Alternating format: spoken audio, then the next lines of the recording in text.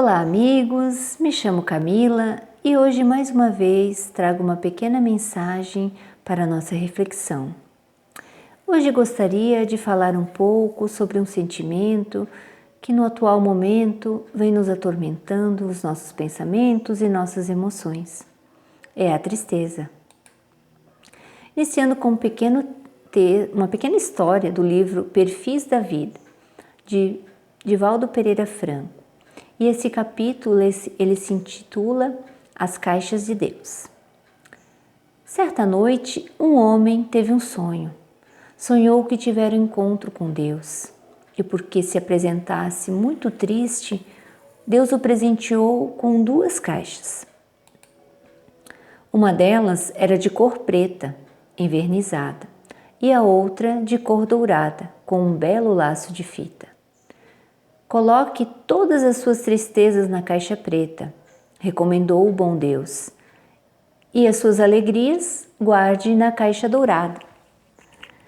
O homem entendeu e desde aquele dia passou a proceder de acordo com a recomendação divina. Depois de algum tempo, ele se surpreendeu, porque a caixa dourada ficava cada dia mais pesada e a preta continuava tão leve quanto na noite que ganhara de Deus. Tomado de curiosidade, abriu a caixa preta. Queria descobrir por que estava tão leve e se quase todos os dias ele colocava ali pelo menos uma pequena tristeza. Foi então que ele viu, na base da caixa havia um buraco e por ele saíam todas as suas tristezas. Pensou alto falando com Deus. Por que, pai? Você me deu uma caixa com um buraco e uma caixa inteira sem nenhum vazamento? O bom pai respondeu de pronto. Meu filho, a caixa dourada é para você contar suas bênçãos, por isso é fechada. A caixa preta é para você deixar ir embora todas as suas tristezas. Diz o provérbio popular que tristezas não resgatam dívida. E é verdade. Mais do que isso, guardar tristeza é extremamente prejudicial à vida. A tristeza é má conselheira, empana a percepção mental de quem sofre a presença e lhe perturba o discernimento. A presença da tristeza produz emoções de sofrimento que devem ser vencidas a esforço de renovação, a fim de que não se transformem em amargura ou desinteresse pela existência física. No concerto harmonioso da criação, tudo convida à alegria. Flora e fauna são um poema de maravilhosa estrutura exaltando o Criador. Apesar da Terra ser ainda um planeta de provas e expiações, é também uma escola de campos verdes e infinita beleza, de perfumes no ar e de cascatas que arrebentam cristais nas pedras. Nesse conjunto, só o homem é triste, porque ele pensa, e a insatisfação, o orgulho, o egoísmo, a rebeldia o tornam sombrio, solitário e amargo. Mas é o mesmo ato de pensar que ergue o homem ao esplendor dos céus e terra, águas e levezas do ar, para agradecer o presente da vida no corpo que lhe proporciona a evolução. A tristeza, quando se instala, espalha a destruição, não merecendo, portanto, aceitação em nossas vidas. Coloquemo-las então na caixa preta, sem fundo, para não guardá-la de um dia para o outro, nem da manhã, nem para a tarde ou da tarde para a noite. Depositemos sim, todos os dias, na caixa dourada de nossa existência, as bênçãos que Deus nos agracia, lembrando que somente o ato de estar vivo, isto é, reencarnado, deve constituir motivo de alegria pelas excelentes ocasiões que dispõe o espírito para ser plenamente feliz. Acerca do assunto, o Evangelho segundo o Espiritismo tem uma passagem no capítulo 5, Bem-aventurados os aflitos, e nos orienta a respeito da melancolia.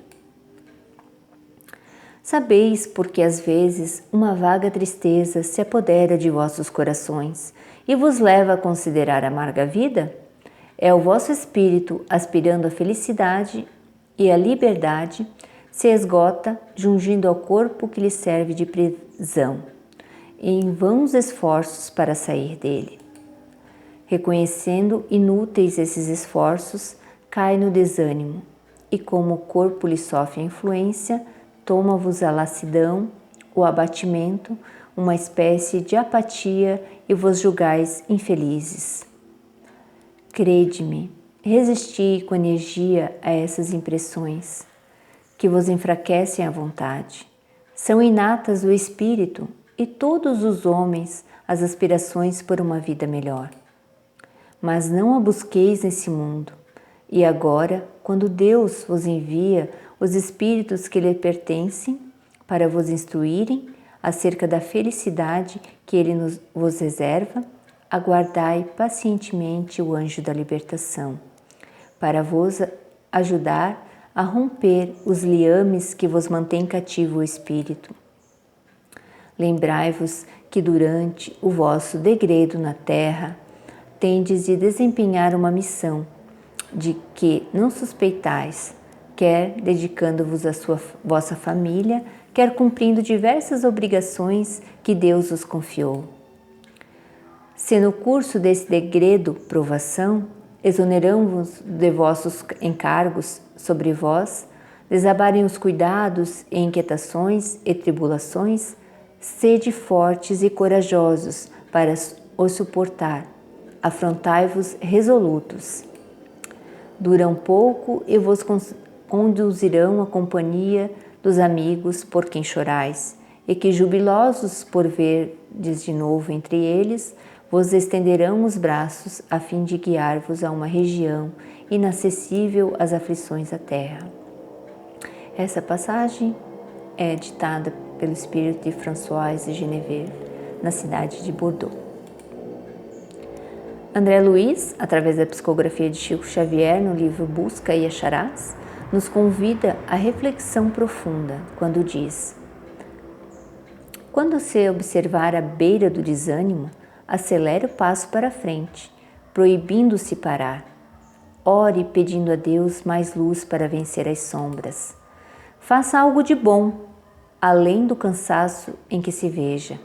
Leia uma página edificante que lhe auxilie o raciocínio na mudança construtiva de ideias. Tente o contato de pessoas cuja conversação lhe melhore o clima espiritual.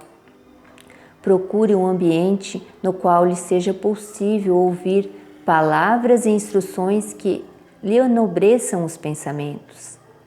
Preste um favor, especialmente aquele favor que esteja adiando. Visite um enfermo, buscando reconforto naqueles que atravessam dificuldades maiores que as suas.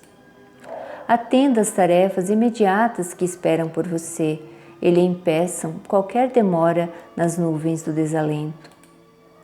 Guarde a convicção de que todos estamos caminhando para diante, através de problemas e lutas, na aquisição de experiência, e de que a vida concorda com as pausas de refazimento das nossas forças, mas não se acomoda com a inércia em momento algum. Assim, vai ficando cada vez mais claro quando Jesus nos aconselha: buscai primeiramente o reino dos céus e a sua justiça, que todas as outras coisas vos serão dadas de acréscimo. Para finalizar, eu gostaria de compartilhar uma história da jornalista americana Ruth Stahl, que escreveu um belo livro narrando a sua história de vida. Nesta obra, ela afirma que o maior sonho de sua existência era dar um conselho aos jovens. Então, para poder dar tal conselho, ela escreve uma autobiografia, deixando uma parte para estabelecer a sua diretriz orientadora para a juventude, mas que se encaixa para todas as idades. Em determinado trecho, recorda-se de que, quando tinha 4 anos de idade, morava numa bela casa californiana, esparramada num gramado verde, cercado de roseiras invariavelmente abertas em flor. Num dia pela manhã, quando Ruth despertou, olhou pela janela, para o lado, e viu seus irmãos fazendo uma pequena sepultura para poder inumar o cadáver de um cãozinho chihuahua. Os irmãos choravam e Ruth também começou a chorar. O avô, que estava na sala, sentado numa cadeira de balanço, vendo-a chorar, acercou-lhe e perguntou: "Por que choras?" "Ora, porque meus irmãos estão tristes. Morreu seu cachorrinho.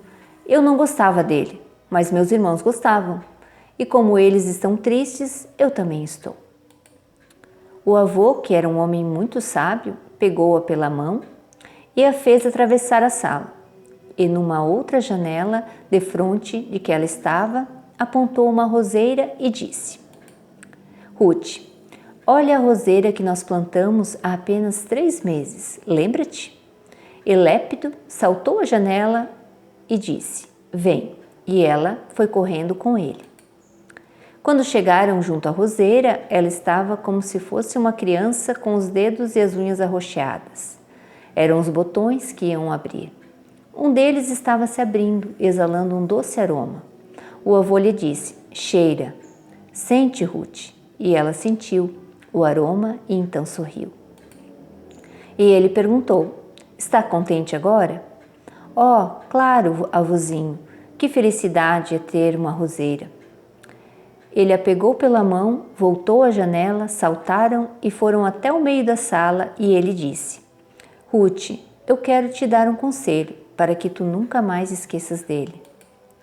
Na vida de todos nós sempre existem abertas 2 janelas, uma que olha para a tristeza e a outra que olha para a felicidade. A verdadeira sabedoria está em eleger aquela janela onde se quer ficar. Quando estiveres debruçada na janela da tristeza, lembra-te que atrás a janela da felicidade está aberta. E então, transfere-te de janela. Quando estiveres na janela da felicidade, lembra-te que atrás alguém está chorando e necessita do teu apoio. Nunca te esqueças, jamais permaneça na janela da tristeza, desdenhando o dom da felicidade que Deus a todos nos oferece. E ainda, quando estiveres felizes, nunca te esqueças de que alguém necessita de uma cota de alegria que tu podes dar. Na vida de todos nós, abrem-se janelas expressivas, que olham a tristeza, que olham a felicidade. Que saibamos sair do peitoril da janela da tristeza para poder sorrir com o dia de sol, sem esquecer de sempre levar um pouco de claridade a quem está chorando nas sombras. Eu agradeço a todos que ouviram essa mensagem até o final e convido a, nesse momento, a fecharem os olhos e a imaginar uma grande nuvem de bênçãos de alegria, invadindo seus lares e envolvendo todos os familiares e amigos. Que essa energia divina contagie a todos, a tudo e a todos, proporcionando bem-estar físico, mental, emocional e espiritual. E que esse estado de amor e paz permaneça por muito tempo em todos os corações. Muito obrigada, que assim seja e até a próxima.